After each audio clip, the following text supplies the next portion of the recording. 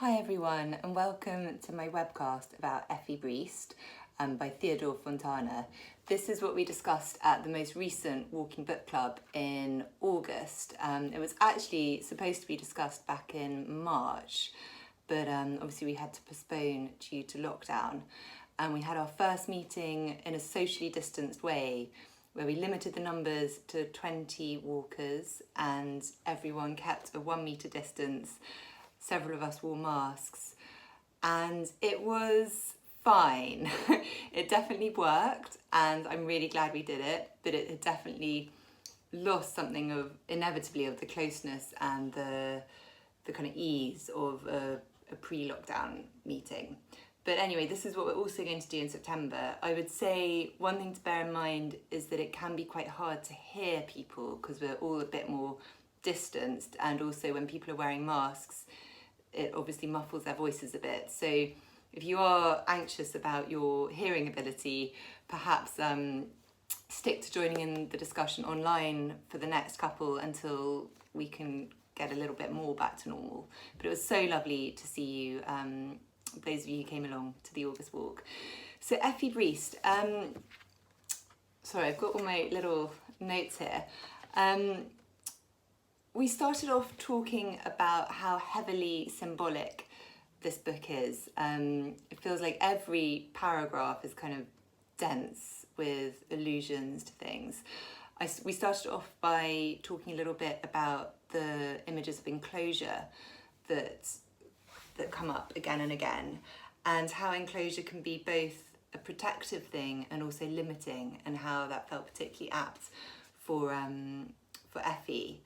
And also how you could think of that as a metaphor for convention and society, you know, the bounds of convention, how reassuring they can be, but also how stifling.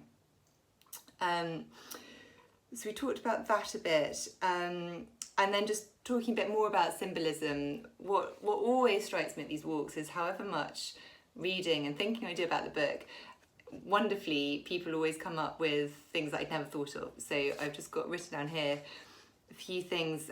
Jay Shree emailed me to say, to tell me about the colour yellow and its importance in the book, how it comes up again and again, and how, according to a critic she read, it was symbolic of, I'm going to use big quotation marks now to show you these are not my words, but words of the time, the yellow peril, and that the Chinaman in the book, to this critic, seems really pivotal.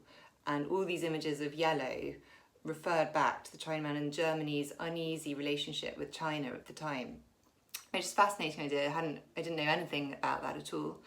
And Stina also talked about the Viking imagery throughout, and the idea of the Vikings being this sort of strong force of the past, which again had totally passed me by. So thanks you two for bringing that to my attention. And I suppose going back to this idea of enclosure and this feeling of Effi being quite trapped by convention.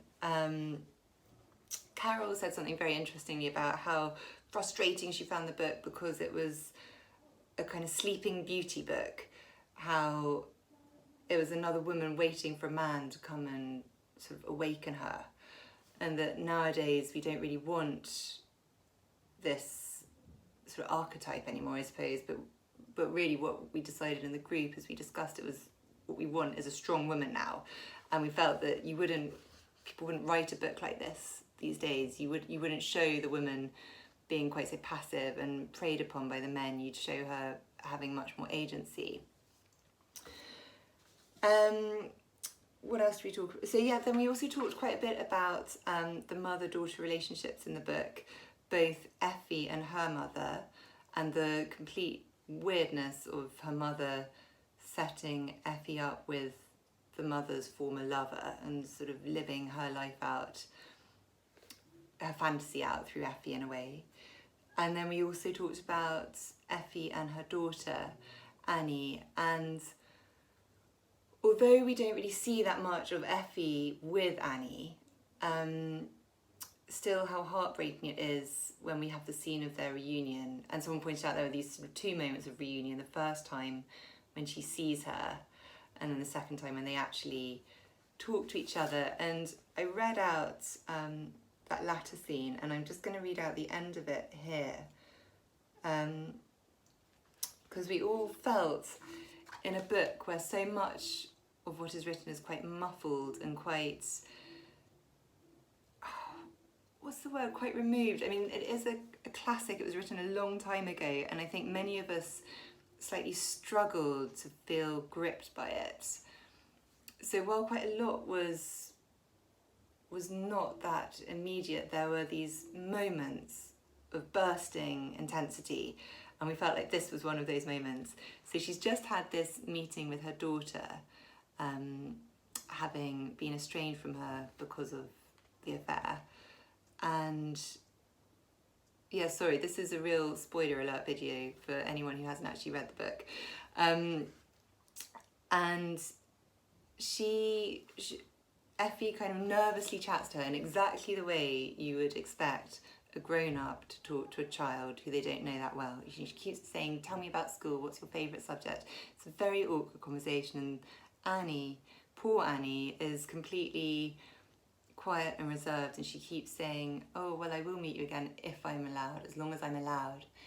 And Effie really feels that her former husband has, Innstetten, his name, has poisoned her and has turned her into a little kind of bureaucrat. You know, someone who will never break the rules, someone who's really going to adhere to convention. And at the end, she's just completely fed up with it. And this is what Fontane writes. So Roswitha comes and takes Annie away. Scarcely had Roswitha closed the door when Effie, who was on the point of suffocation, tore open her dress and subsided into convulsive laughter.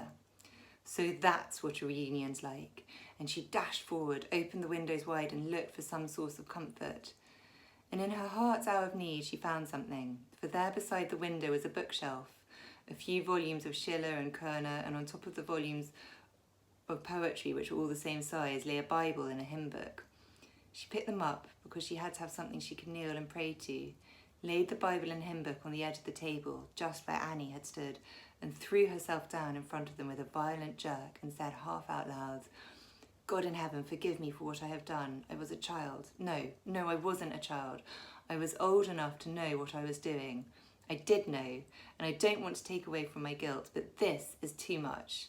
For what's happening here with the child, that's not you, God, punishing me. It's him, and him alone. I thought he had a noble heart, and I always felt small beside him. But now I know he's the one who's small. And because he's small, he's cruel. All things small are cruel. He's taught it to the child. He was always a schoolmaster. Krampus called him that, making fun of him at the time, but he was right. Oh yes, if I'm allowed. You don't have to be allowed. I don't want any of you anymore. I hate you, even my own child. Too much is too much. A careerist, that's all he was, nothing else. Honour, honour, honour. And then he went and shot the poor fellow who I didn't even love and whom I'd forgotten because I didn't love him. It was just stupidity, and now it's blood and murder. And me to blame. And now he sends me the child because he can't say no to a minister's wife. And before he sends the child, he trains her like a parrot. And the phrase he teaches her is, if I'm allowed. I'm disgusted at the thought of what I did, but I'm even more disgusted when I think of how virtuous you both are.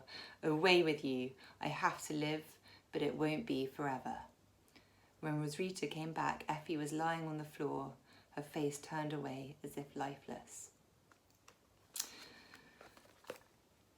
So for me, that was one of the most powerful moments in the book. And then weirdly, what also struck me as incredibly powerful was the moment when we learn of Effie's affair and the extent of the affair, which is also when Innstetten learns about it. He finds the letters, the incriminating love letters, in her sewing chest. And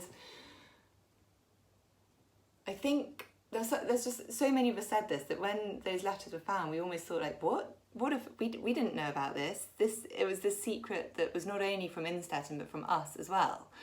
And he kind of wrote it retrospectively. You know, he just skipped over the affair. We saw the beginnings of it, and then we didn't really see the details of it. It only came out in these letters. And for me, that was incredibly powerful. And for many of us, we all sort of turned back through the pages and tried to find clues to it, just as Innstetten would have been doing, I suppose, in his mind. And I thought it was interesting because it, surprisingly to me, meant that I didn't align my sympathies then so much with Effi, but I felt like I was suddenly with Innstetten, who I really didn't like, but suddenly I was being made to see things from his point of view, which actually brings up something else I'm going to read out. This was from an email from Susanna. Thank you, Susanna. She wrote, Fontane is very good at hinting, giving ideas and just a feeling with very few words, really. I could not judge anybody the way I wanted to. Instead, I was shown how our behaviour as humans is very much coloured with all sorts of shades and should be considered when making any judgment. I felt that was really spot on. Thanks for that, Susanna. And then one other thing we really talked about a lot was this idea of gaslighting, which feels so of the moment today, but was obviously here in this book. And Innstetten's very clever and horrible way of using the ghost, this idea of a ghost, to make Effi feel slightly mad and to control her through her fear of this non-existent thing. And how sinister it is when they move to Berlin and she thinks everything's behind her. And he says Joanna's brought this picture of the Chinaman with her. So we felt like there was so much in this book. It was a really good read. At the beginning of the walk, I think some of us were a little bit lukewarm. And I think mostly that stemmed from feeling it was just quite hard getting into this completely different way of writing. It's written so long ago and so differently to what a modern novel is written, right? It doesn't grab you, really. It doesn't make you turn the pages. The reader has to work. But we came away feeling really positive about it and really glad that we'd read it. I also mentioned the Fassbinder film, which was made in the 70s, which actually Carol said on the walk that was how she came to the book. And I hadn't realised this, but at the time in the 70s, apparently it was this cult film. Everyone had to have seen it. And it was absolutely brilliant and very true to the book. So I really, really recommend that. And I will put a link in the newsletter email that goes with this. So thank you so much. As long as you guys don't mind. So here we all are on the heath together, having a lovely time in spite of the social distancing and face masks. Got you. Here we are eating the gooseberries. It was such a sunny day. It was hot.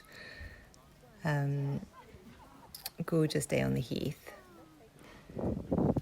And you can see us here walking along. I think we avoided most of the crowds. It was really a lovely day. Thanks to you who came.